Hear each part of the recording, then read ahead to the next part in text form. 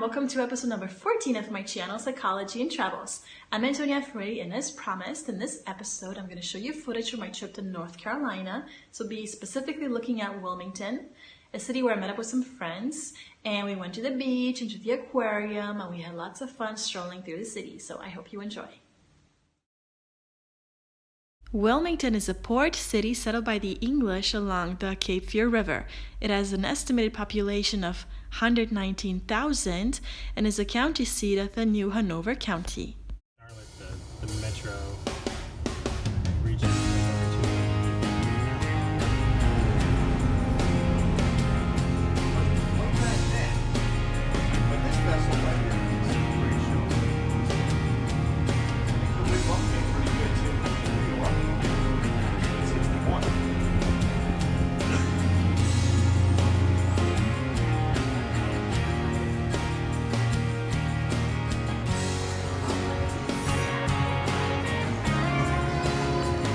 Perfect.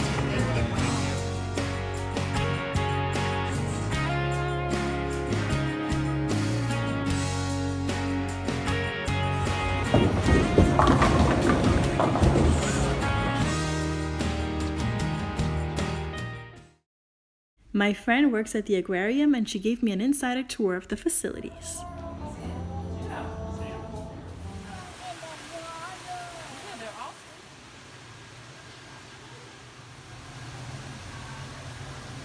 So you can touch these animals if you like.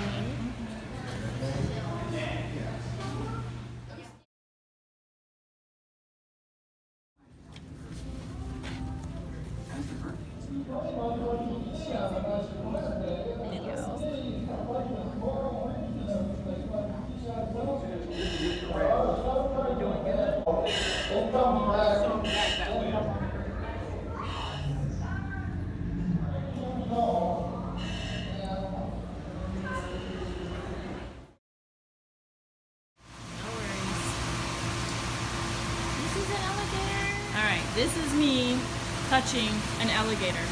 See, that's my hand over there. See, that was me touching it. Look. Alright, Antonia's gonna touch a shark. Two sharks. Wait. Hello. You feel really strange. This one's definitely softer, more silky. Yeah, smoother. Ooh, don't get my scarf wet. Hello, sharkies. Oh, now I'm just bragging. It's so much easier than before. Nah, I'm just showing off. I touch sharks. In the personal development part of this episode, I will continue to speak about mindfulness and some of its techniques that will help you feel better. And there are several such techniques. Here's some examples. And my personal favorite is a technique with the acronym of RAIN, which basically suggests that after recognizing and accepting your emotions, you can take an additional step as to trying to figure out why you feel the way you do, and most importantly, not fusing with your emotions, in the sense that you're not your pain, you're not your anxiety, there's a part of you that is still liberated from that which you feel. It is very important to stay in the present moment. As I like to say, there's no yesterday, there's no tomorrow. All we have is right now, and that's all you should be concerned about. To give you a little synopsis or take-home message, essentially, we can't help how we feel. These are reactions to our circumstances, to our situations. They're pretty much automatic, which means we can't control them. The good news is that we can do something about it, and you can feel better, and you can overcome your states. And one of the biggest steps that you can take in this respect is not trying to overcome your states. I know it sounds counterintuitive, but if you try to fight against them and put up a lot of resistance and opposition, then you might just increase them and it won't work. And I understand nobody wants to feel pain, and it's not about feeling pain. It's about understanding that if you feel it, you can heal it. And these are the words of a friend of mine who's a psychotherapist. And I remember them not just because they rhyme, but because they're true. So let's take a practical example. Say you went to work and you got some bad news of some sort. You come back home and you realize you're feeling overwhelmed. And of course, one of the natural tendencies would be to say, oh no, I can't feel this way. I want to feel better and I want to get over this. There seems to be a tendency to believe that we need to be in high spirits all the time. But it's okay if life is a little bit mellow sometimes and we're not feeling our best. And, we're not robots. We do react to our environment. If you watch some of my previous episodes, maybe you try to first locate the sensation inside your body, see where you can feel it, see what kind of emotion that is, and so on. And even if this has helped you diminish it, perhaps some of that is still there. So what's been my experience and what research concludes is that when trying to use fake positive talk such as, oh, don't worry about it, it's going to be all right, it's going to be okay, everything's going to be fine, then it probably won't work. It's just the way it is. What would be more helpful to do instead would be to accept how you feel, observe it without judging yourself for how you feel, without labeling it good or bad, right or wrong, and so on, without criticizing yourself. Just saying to yourself, oh, I feel overwhelmed, I'm reacting to this circumstance, this is how this is making me feel, and there's some anxiety in my body, and like that, by feeling it and by not trying to suppress it or numb it or distract yourself from it, you'll see that it'll gradually melt away, and you will have helped yourself overcome a difficult state by yourself, which is very powerful.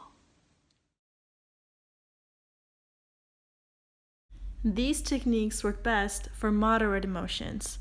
By all means, if what you're feeling is very intense, then don't try to force yourself through this process.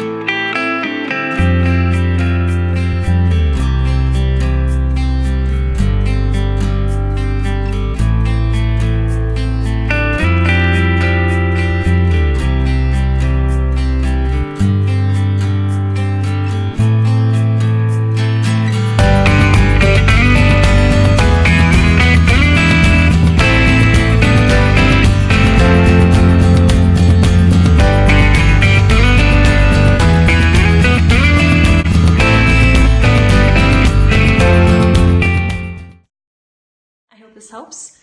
In the next episode, we'll be looking at New Bern, which is a nice little reconstruction of Switzerland's capital, Bern. I went there as part of my trip to the US and specifically North Carolina. I'm looking forward to talking to you soon. Thank you so much for watching. Take good care of yourselves and see you soon. Bye!